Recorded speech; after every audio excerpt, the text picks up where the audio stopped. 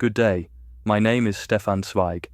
I speak to you from a world that no longer exists, and yet it is closer to your present than you might suspect. On the 22nd of February 1942, in Petrópolis, Brazil, I ended my own life. Not out of cowardice, but because my spiritual homeland, Europe, had destroyed itself. The civilization I loved, the culture that gave meaning to my existence, had been consumed by the fires of barbarism.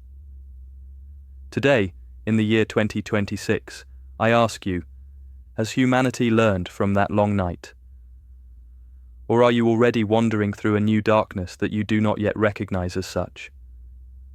My fate is not merely a historical footnote, it is a mirror for your time. My warning against spiritual isolation is more relevant today, in the age of digital barbarism, than ever before. Let me tell you about a time I call the illusion of eternity. Before 1914, Vienna was bathed in the feeling of absolute stability. The monarchy, the gold standard, and faith in linear progress guaranteed a predictable future. The liberal bourgeoisie trusted that science and art would inexorably improve humanity in moral terms. We believed that education and culture would make war impossible among civilized nations. In my autobiography I wrote, "Everything in our almost 1,000-year-old Austrian monarchy seemed built on permanence. This security was our greatest weakness. We confused comfort with invulnerability. We mistook the absence of visible threats for the absence of threats altogether. The cafes of Vienna were filled with artists and intellectuals debating philosophy, while the foundations of their world were already crumbling beneath them. Then came what I call the betrayal of reason. The First World War did not erupt for rational reasons, but as the discharge of an excess of force. It was the invasion of the irrational into the civilized world. The intellectuals who believed that borders and nationalism had been overcome stood helpless before the barbarism. They ignored the signs of decay until the foundation had already been undermined. I watched my friends, men of letters and learning, suddenly become drunk with nationalism, cheering for a war that would destroy everything they claimed to cherish. Cultural flourishing does not protect against political madness. This is the first lesson you should never forget. The most educated society in Europe, the land of Goethe and Beethoven, would within 2 decades produce the most systematic machinery of death in human history. Never assume that civilization is permanent. With the rise of National Socialism and the annexation of Austria, I, the world-famous author, became an enemy alien. House searches in Salzburg and book burnings in Berlin signaled the end of my bourgeois existence. The loss of my passport made me stateless, a wanderer without rights, whose existence depended on stamps and visas.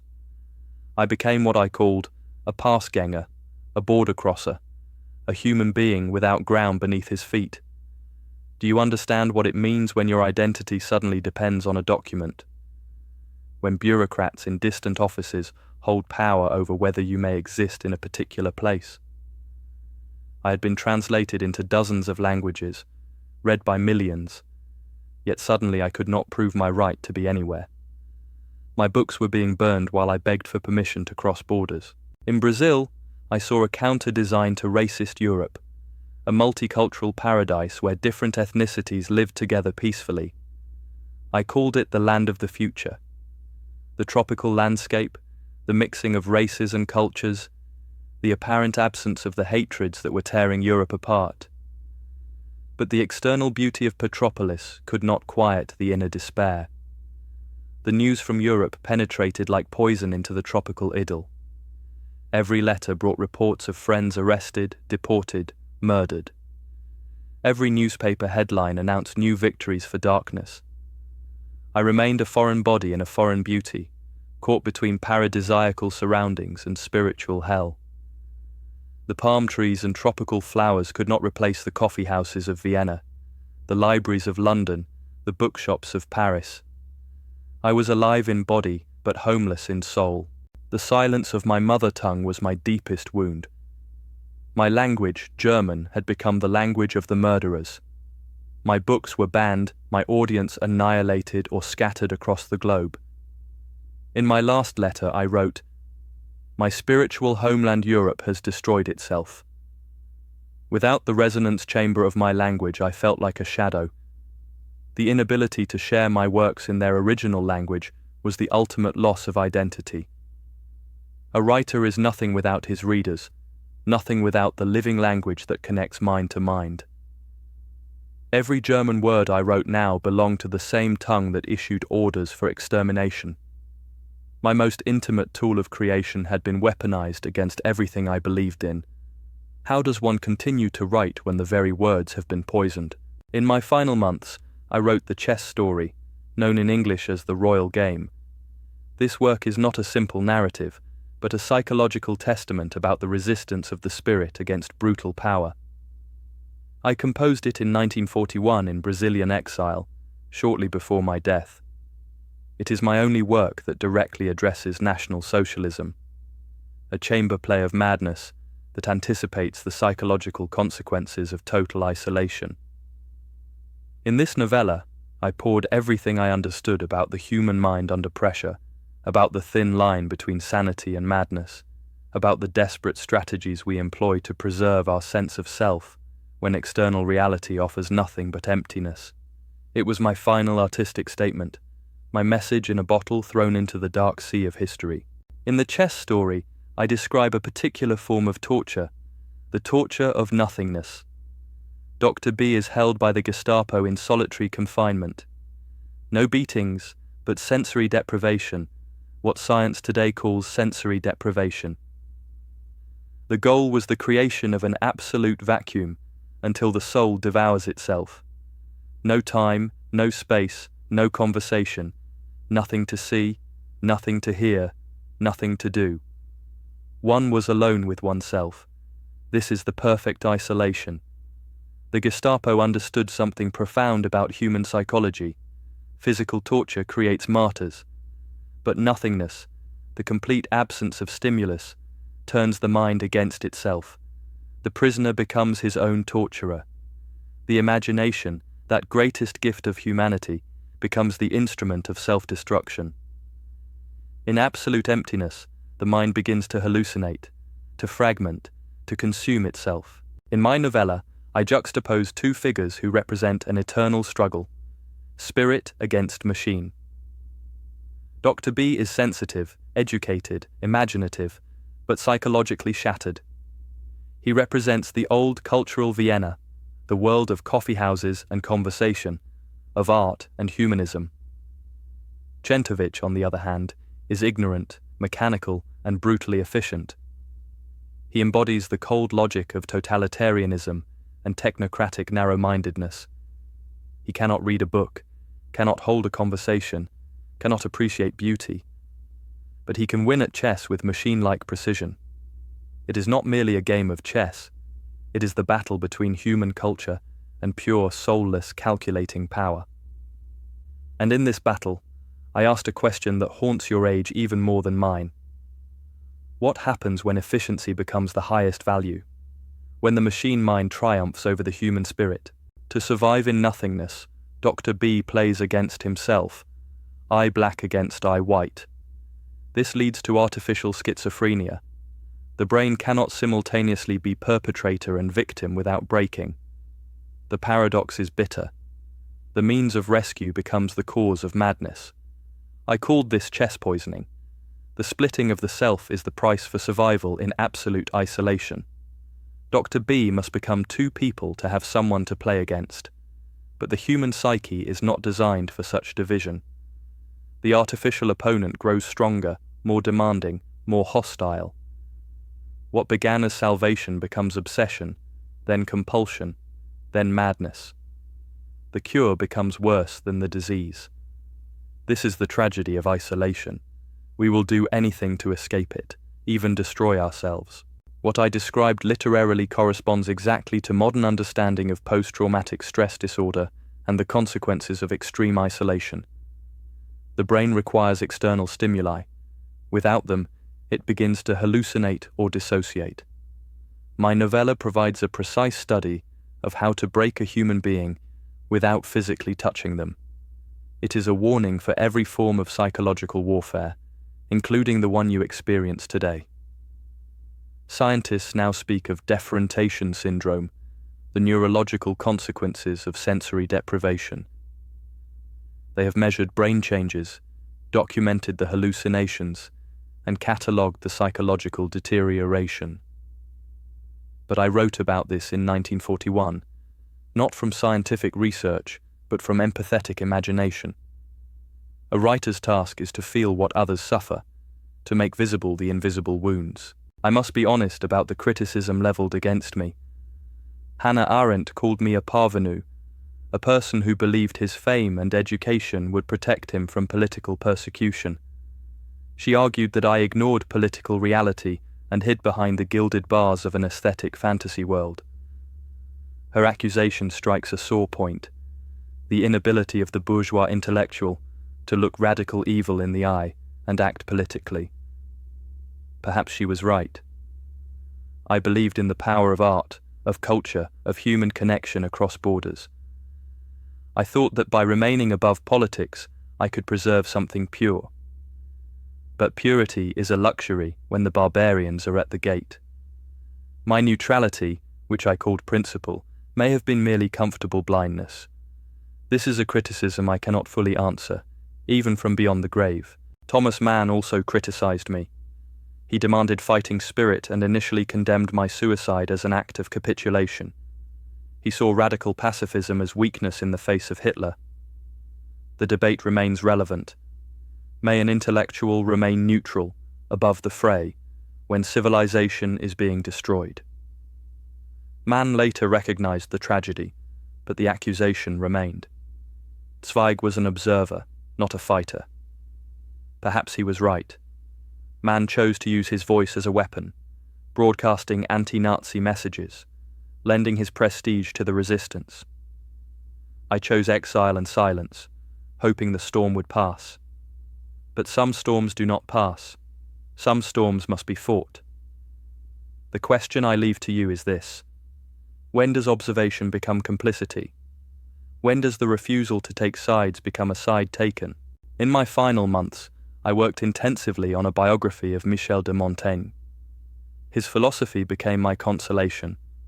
When state, homeland, and language are taken from a person, only one freedom remains: the freedom to go when one wishes, to release life when it no longer belongs to you, thus taught Montaigne. The voluntary death as the last act of self-determination against the external determination by dictatorship. Montaigne wrote from his tower during the religious wars that tore France apart. He sought to preserve his inner freedom while chaos reigned outside. I found in his words the permission I needed, the philosophical justification for the choice I was contemplating. When all other freedoms have been stripped away, the freedom to choose one's exit remains the final fortress of human dignity. On the 22nd of February 1942, my journey ended. My wife Lotta and I departed this life together, in our bedroom in Petropolis. It was not a panicked act, but planned, orderly, in good time and with upright bearing. A conscious refusal to continue living in a world without humanity and spiritual freedom. We died holding hands. This was our final statement. We arranged our affairs, wrote our letters, lay down together, and closed our eyes on a world that had become unbearable. Some call it weakness. I called it the last exercise of will in a world that had stripped away every other form of agency. We chose the manner of our ending when we could choose nothing else. My farewell letter contained these words: I greet all my friends. May they still see the dawn after the long night. I, all too impatient, go before them. The word dawn expressed my unshakable faith that fascism would ultimately be defeated. The impatience, however, shows the total exhaustion of my psychological resources after years of exile. My legacy is both a warning against exhaustion and a blessing for the survivors. I believed the morning would come, but I could not wait for it.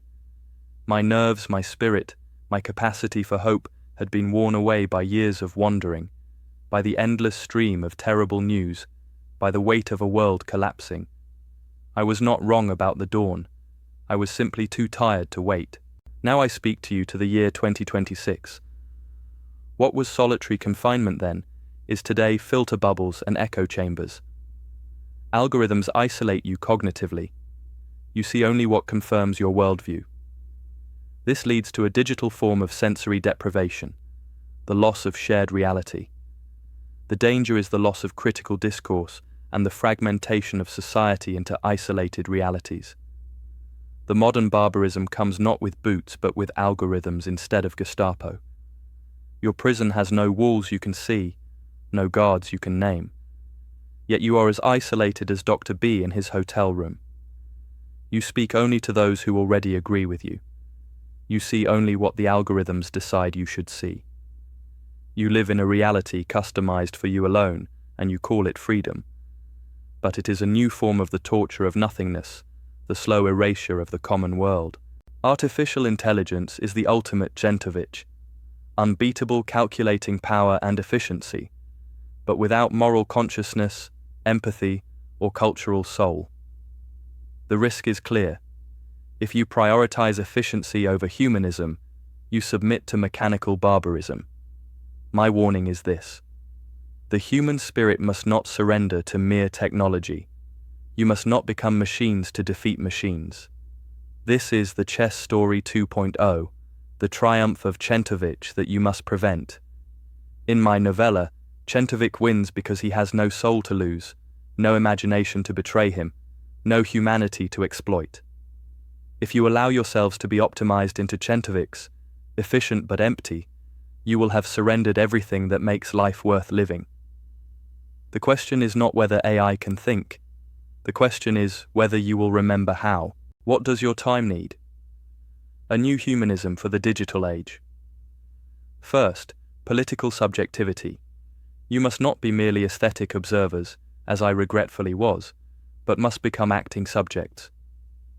Engagement is not optional when civilization is at stake. Second, digital maturity. Resistance against algorithmic external determination and defense of inner freedom. Learn to recognize the invisible walls of your filter bubble and break through them deliberately.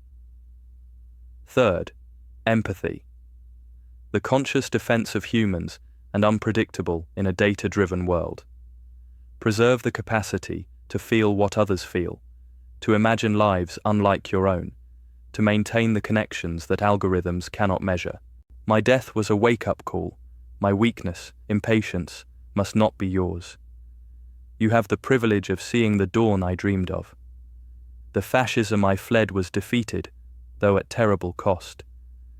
But you also have the duty to actively shape that dawn, rather than merely waiting for it. Do not be impatient. Be vigilant. This is my appeal to the resilience of the spirit. The world of yesterday asks tomorrow, will you be the answer I could no longer give? Will you fight the battles I fled? Will you maintain the human connections that I allowed to wither? Will you stay awake while others sleep? The morning I believed in has come and gone and come again. Each generation faces its own long night. The question is never whether darkness will return, but whether you will be ready when it does. Thank you for listening. May you see many dawns.